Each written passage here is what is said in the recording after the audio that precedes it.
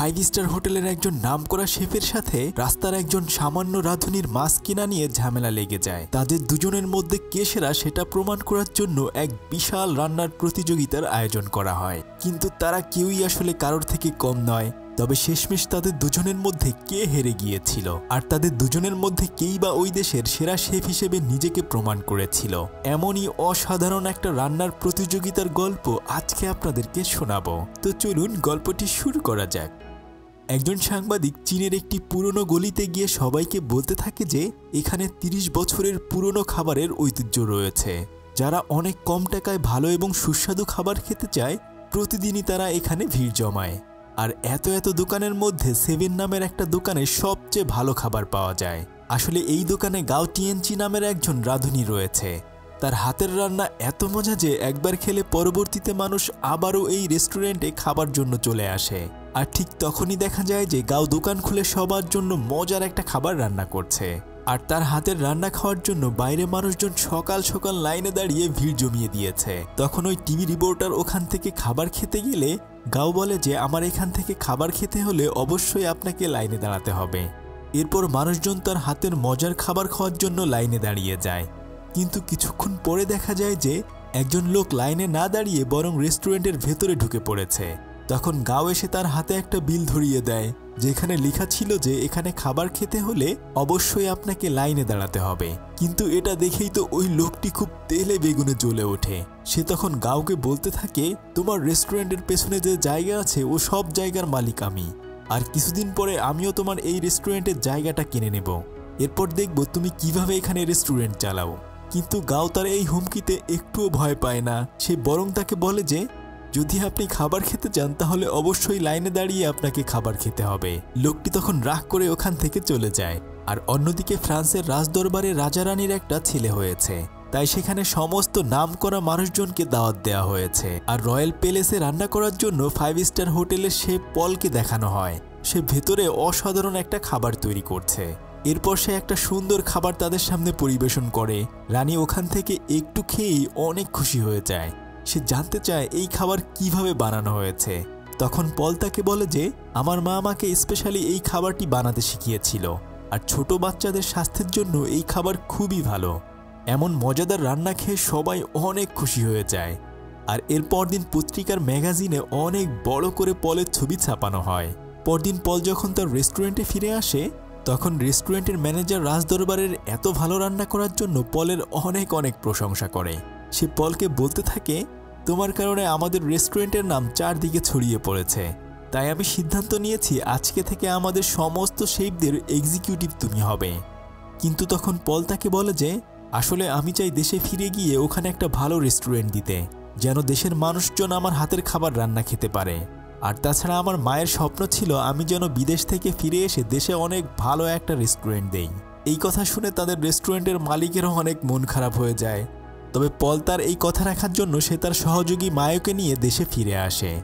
আর এদিকে সারাদিন কাজ করার পরে গাও ওখানকার প্রাণীদের জন্য আলাদা রান্না করে খাবার নিয়ে যায়। সে আসলে মনের দিক থেকেও অনেক ভালো একটা মানুষ। যদিও তার বাবা মা কেউ নেই, তাই সে তাদের রেস্টুরেন্টে যারা কাজ করে তাদের সবাইকে নিয়ে খুশি থাকার চেষ্টা করে। কিন্তু তবুও দেখা যায় যে তার মন অনেক খারাপ থাকে, কেননা ছোটবেলায় সে যখন একটা ভালো নুডলস রান্না করতে চাচ্ছিল তখন সে সেটা বারবার ভুল করছিল। আর তখন তার বাবা তাকে সেটা না শিখিয়ে দিয়ে বরং উল্টো ধমক দিতে থাকে আর বলতে থাকে যে তুমি কখনোই ভালো শেফ হতে পারবে না, কেননা এই প্রতিভা তোমার নেই। গাও তার এই ছোটবেলার কথা মনে করে অনেক মন খারাপ করে বসে থাকে। তার বাবা সেদিন অনেক ভালো রাঁধুনি হওয়ার লোভে তাকে তার আঙ্কেল সেভেনের কাছে রেখে চলে যায়। সে ভেবেছিল হয়তো তার বাবা কোনো একদিন ফিরে আসবে, কিন্তু তার বাবা তার স্বপ্ন পূরণের জন্য তাকে এভাবে একা রেখে চলে গিয়েছে। যদিও তার বাবা এখন অনেক বড় একজন নামকরা শেফ, কিন্তু সে তার ছেলেকে এখন আর পরিচয় দেয় না। এসব কিছু ভাবতে ভাবতে গাওয়ের দু চোখ ভরে জল চলে আসে। এর কিছুদিন পরেই পল দেশে ফিরে এসে ঠিক গাওয়ের উল্টো পাশে অনেক বড় একটা রেস্টুরেন্ট উদ্বোধন করে। এমন সাজানো গোছানো রেস্টুরেন্ট শহরে এটাই প্রথম। ওই শহরের নামি দামি মানুষরা একটু একটু করে ওই রেস্টুরেন্টে আসতে শুরু করে। এত সুন্দর পরিপাটি রেস্টুরেন্ট দেখে তারা সবাই অনেক বেশি খুশি হয়ে যায়। আর অন্যদিকে গাওয়ের অ্যাসিস্ট্যান্ট বলতে থাকে যে দেখা যাক কতদিন এমন চাকচিক্যওয়ালা রেস্টুরেন্ট টিকে থাকতে পারে। পরদিন সকালবেলা পল বাজারে যায় মাছ কেনার জন্য।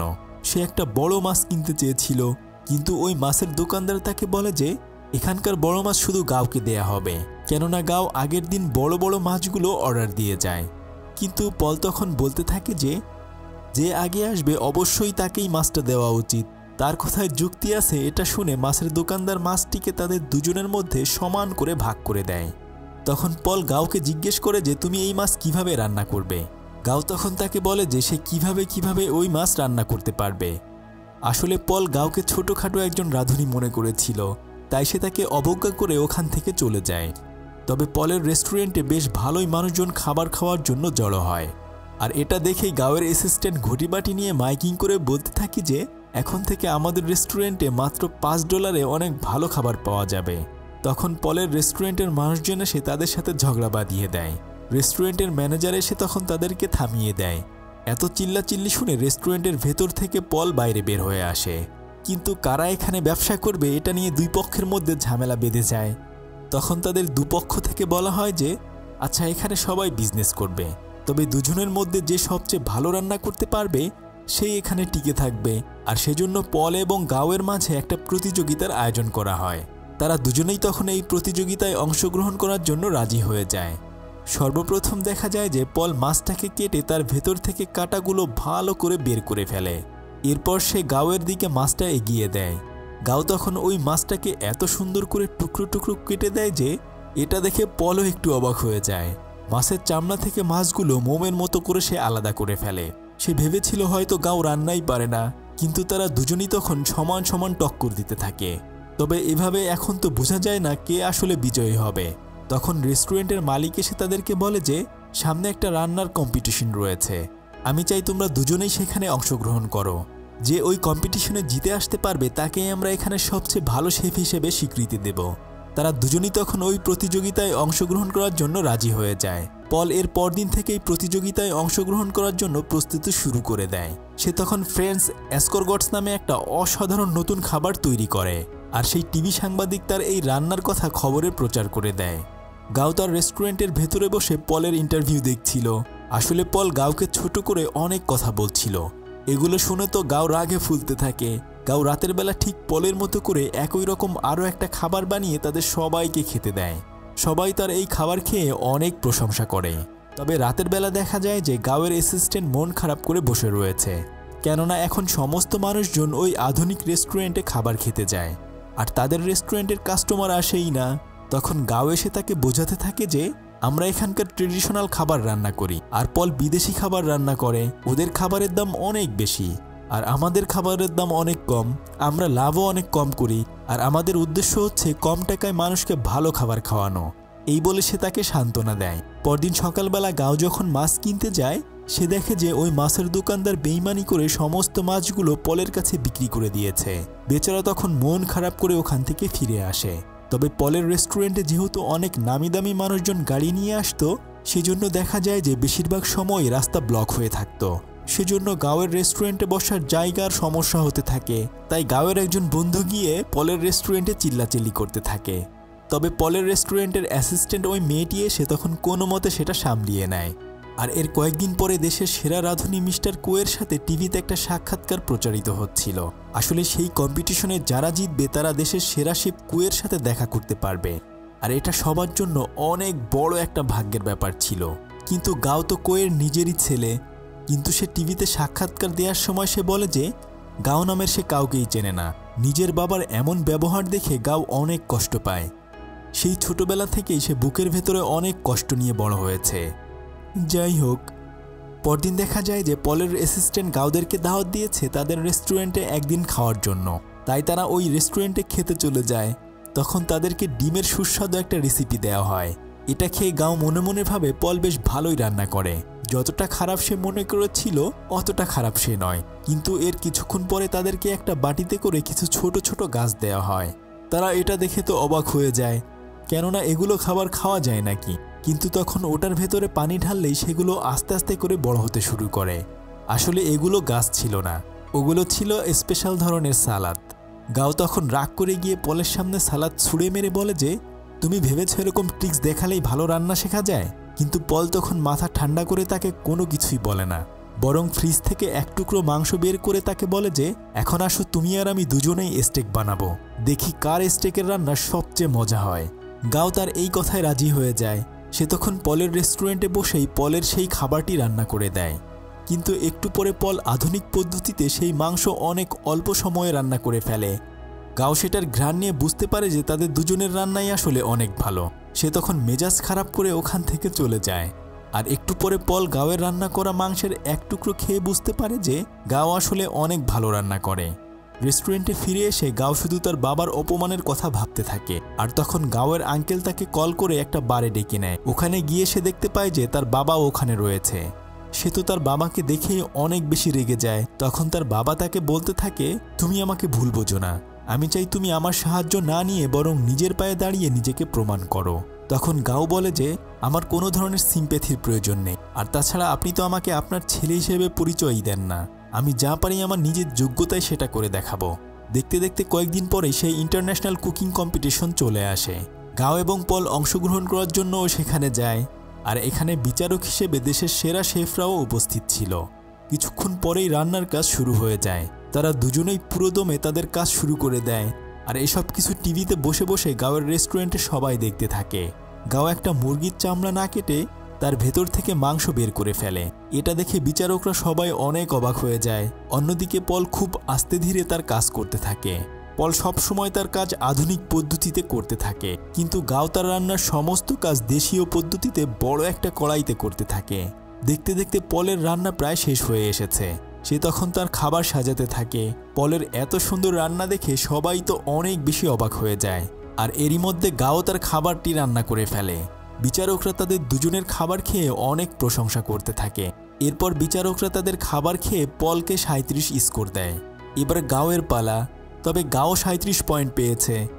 এখন তো দুজনেই সমান সমান হয়ে গেছে। তবে তাদের মধ্য থেকে কে বিজয়ী হবে সেটা প্রমাণ করার জন্য আরেকজন বিচারক এসে বলে যে তোমাদের দুজনের রান্নাই অনেক ভালো হয়েছে, তবে আমার মনে হয় যে পল সবচেয়ে ভালো খাবার পরিবেশন করতে পেরেছে, তাই আজকের প্রতিযোগিতায় পল বিজয়ী হয়। এই কথা শুনে গাও ওখান থেকে মন খারাপ করে চলে যায়।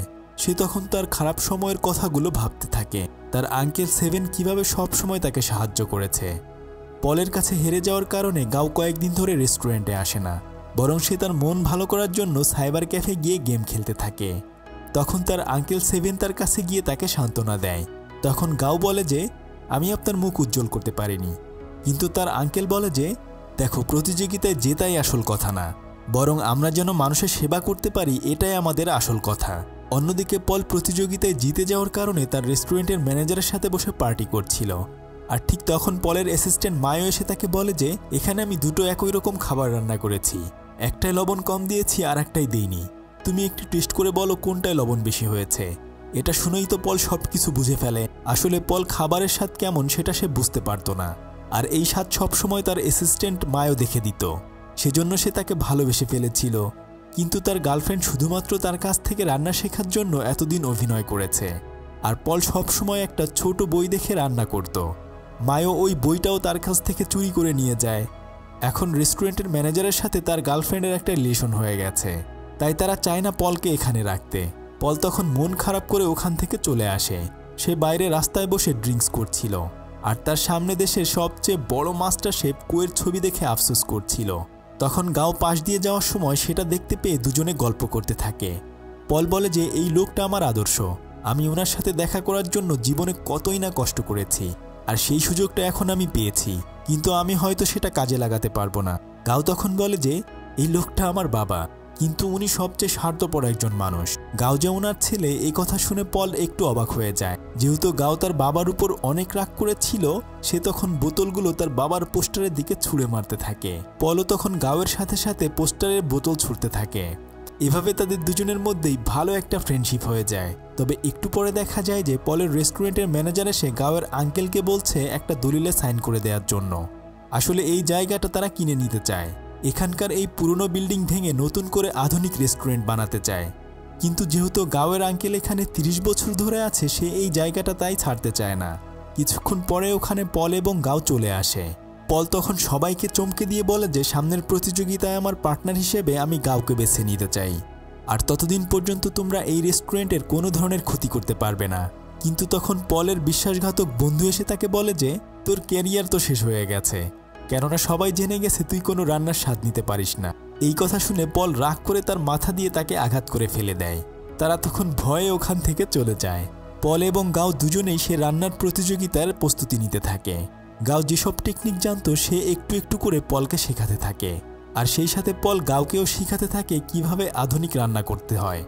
আর তাদের এই কাজে গাওয়ের আঙ্কেল সেভেনও তাদেরকে সাহায্য করতে থাকে। সে কিভাবে এক কোপ দিয়ে একটা বাদাম দুভাগ করতে হয় সেটা তাদেরকে শিখিয়ে দেয়। আর দেখতে দেখতে কয়েকদিনের মধ্যেই সেই ইন্টারন্যাশনাল কুকিং কম্পিটিশন শুরু হয়ে যায়। সারা পৃথিবী থেকে নামি দামি রাঁধুনিরা এসেছে এখানে অংশগ্রহণ করার জন্য। পল এবং গাও একই টিমে থাকে। তারা তখন সবাই রান্না শুরু করে দেয়। এই রাউন্ডে যে দল জিতবে সেই দল পরবর্তীতে তাদের দেশের সবচেয়ে সেরা মাস্টার শেফের সাথে কম্পিটিশন করতে পারবে। পল এবং গাও যথাসময়ে তাদের রান্না শেষ করে ফেলে। তবে পল দেখে যে এই প্রতিযোগিতায় অংশগ্রহণ করার জন্য তার গার্লফ্রেন্ডও এসেছে। সবার খাবার বিচারকদের সামনে পরিবেশন করার পরে সেগুলো খেয়ে বিচারকরা পল এবং গাওকে বিজয়ী ঘোষণা করে। রেজাল্ট শুনে তারা দুজনেই অনেক বেশি খুশি হয়ে যায়। এরপর দিন রাতের বেলা তারা দুজনেই বসে গল্প করছিল। তখন পল বলে যে পরের রাউন্ডে একজন করে অংশগ্রহণ করতে পারবে। আমি চাই তুমি সেখানে গিয়ে তোমার বাবাকে হারিয়ে তুমি দেশের সেরা রাঁধুনি হিসেবে নির্বাচিত হও। পল বন্ধুর জন্য নিজে না গিয়ে গাওকে সেখানে পাঠাতে চায়। আর এর পরদিন ফাইনাল রাউন্ড শুরু হয়ে যায়। এবার বাবা ছেলে দুজনের সম্মুখীন হয়। এই অনুষ্ঠান সারা দেশ জুড়ে টিভিতে দেখানো হচ্ছিল। গাওয়ের বাবা তার রান্না শুরু করে দেয়, কিন্তু গাও ওখানে চুপচাপ করে দাঁড়িয়েছিল। সে শুধু তার বাবার দেয়ার কষ্টের কথাগুলোই বারবার মনে করতে থাকে। মাস্টার শেফ রান্না শুরু করে দিলেও গাও কোনো কিছুই শুরু করে না। তখন তার বাবা তার দিকে পানি ছুঁড়ে মেরে বলে যে দেখি তুমি কি রান্না শিখেছ, রান্নার কাজ শুরু করে দাও। গাও তখন তার রান্না শুরু করে দেয়। দেশের সবচেয়ে সেরা রাঁধুনির সাথে একজন রাস্তার রাঁধুনির রান্নার কম্পিটিশন শুরু হয়ে যায়। সমস্ত দর্শকের ভেতর একটা টান টান উত্তেজনা, কে জিতবে। কিছুক্ষণের মধ্যেই মাস্টার শেফ কো তার অসাধারণ একটা খাবার রান্না করে বিচারকদের সামনে খেতে দেয়। খাবারটা দেখতে এতই সুন্দর ছিল যে বিচারকরা দেখেই অনেক অবাক হয়ে যায়। একটা গাছ আকৃতির মতো করে অনেক সুন্দর খাবার সে রান্না করে দেয়, যার ফুলের একটা পাপড়ি খেয়ে বিচারকরা প্রশংসা করতে থাকে। সময় প্রায় শেষ হয়ে যাচ্ছে। গাও তখন একটা খাবার রান্না করে ফেলেছে, তবে সে ওই খাবারটা বিচারকদের সামনে দেয় না, বরং তার বাবার সামনে নিয়ে পরিবেশন করে। আর এটা ছিল সেই নুডলস যেই নুডলসটা ছোটবেলায় সে রান্না করতে পারেনি, যেজন্য তার বাবা তাকে অনেক বকা দিয়েছিল, এমনকি তাকে ছেড়েও চলে গিয়েছিল। তবে এবার তার বাবা নুডলসের ঘ্রাণ নিয়ে বুঝতে পারে যে গাও এবার ঠিকঠাক মতোই রান্না করতে পেরেছে। আসলে গাও এই প্রতিযোগিতায় জিততে আসেনি, বরং সে সেই ছোটবেলার কথা প্রমাণ করার জন্য এখানে এসেছে। তার বাবা ওই সমস্ত নুডলস খেয়ে নেয়। এখন সে তার ভুল বুঝতে পারে। নিজের হাতের ছেলের এত ভালো রান্না খেয়ে সে অনেক বেশি খুশি হয়ে যায়। আর এরপর ওখান থেকে ফিরে এসে তারা সবাই খাবার রান্না করে তাদের এই বিজয় সেলিব্রেট করতে থাকে। এখন পলও তাদের সাথে কাজ করে, আর আগের মতোই তাদের রেস্টুরেন্টে অনেক কাস্টমার এসেছে। তখন গাওয়ের আঙ্কেল সবার উদ্দেশ্যে বলতে থাকে যে আমাদের রেস্টুরেন্টের 30 বছর পূর্ণ হয়ে গেল। আপনারা সবাই জানেন যে সরকারের পক্ষ থেকে এই রেস্টুরেন্ট ভেঙে ফেলার কথা ছিল, কিন্তু সরকার এত পুরনো রেস্টুরেন্টের কথা চিন্তা করে সে তার সিদ্ধান্ত বদলে নিয়েছে। আর এখন থেকে আমরা আগের মতোই অল্প দামে আপনাদেরকে ভালো ভালো খাবার উপহার দিতে পারবো। সমস্ত কাস্টমাররা এই কথা শুনে খুশিতে হাততালি দিতে থাকে। আর এভাবেই এই রান্নার কম্পিটিশনের গল্পটি শেষ হয়ে যায়। আশা করি গল্পটি আপনাদের অনেক ভালো লেগেছে। এতক্ষণ আপনাদের সাথে ছিলাম আমি সাদি। ফিরছি কয়েকদিনের মধ্যেই নতুন কোনো ভিডিও নিয়ে। ততক্ষণে সবাই ভালো থাকুন। আল্লাহ হাফেজ।